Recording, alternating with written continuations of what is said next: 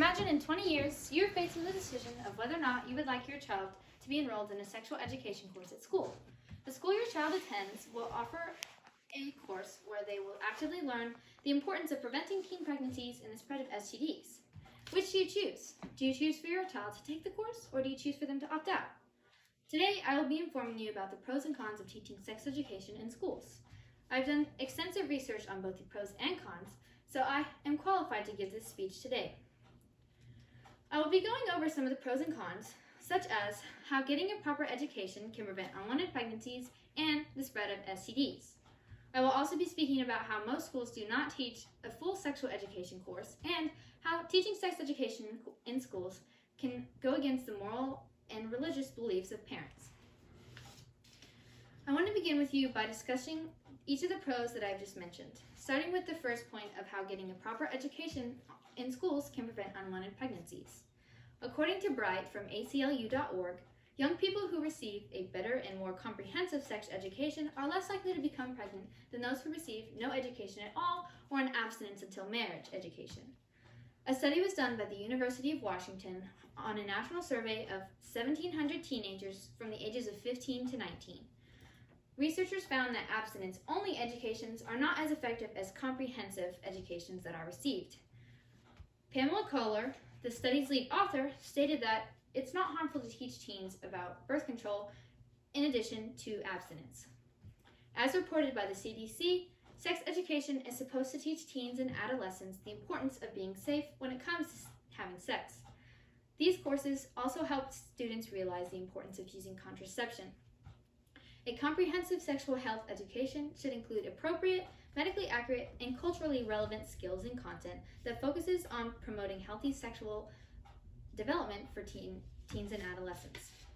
Next, we will be moving on to the other advantage of teaching sex education in schools, where we will be talking about how getting the proper education on sex can prevent the spread of sexually transmitted diseases. As stated by Serenko, having a comprehensive sexual education is more important to developing teens because having an effective program has proven to be essential when it comes to preventing sexually transmitted diseases. Comprehensive curriculums have proven to be more effective in preventing STDs and STIs than curriculums that solely focus on teaching students about abstinence until marriage. Although curriculum varies in each classroom, some schools are even taking the extra initiative to make sure their students are well informed. As determined by Patterson, educators in San Francisco have developed cutting-edge curriculum that they will teach to all 57,000 of their students. They address the importance of contraceptions and even start in the classes as early as elementary. Now that we have discussed the pros of sex education, let's move on to the disadvantages of sex education in schools. First, I'll tell you about how most schools do not offer a full sexual education course. Sex education is only required in 29 states in the United States. The remaining 21 of those states are not required by law to even provide their students with a full sexual education course. This means that students around the country are not receiving the same amount of education as others. 22 states in the U.S. are also not required by law to provide their students with medically accurate information when it comes to their sexual education classes. Texas is also one of these 22 states.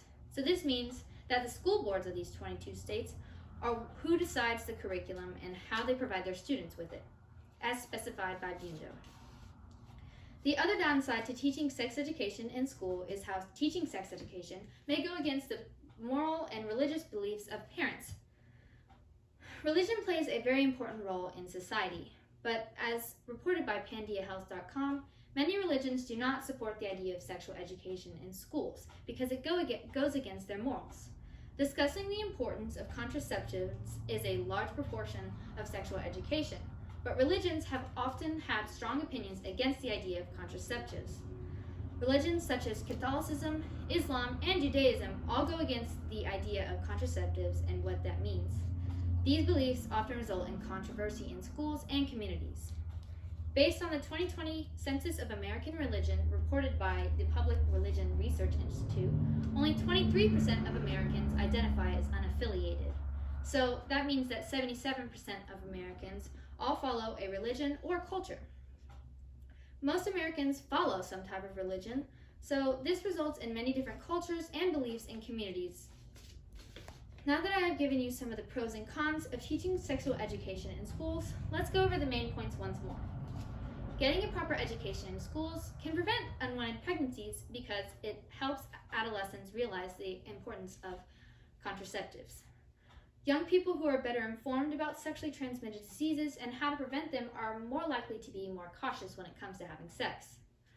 Most schools in the U.S. do not offer a full course, so this means that students around the country are not receiving the same level of education as others. A lot of religions are against the idea of contraceptives, and contraception is a very big part of sexual education in schools. This is very frowned upon in some religions and in their religious communities. Today, my purpose was to inform you of the pros and cons of teaching sexual education in schools. I hope that with this information that I have provided you, you will be able to make better decisions in the future regarding your child's sexual education.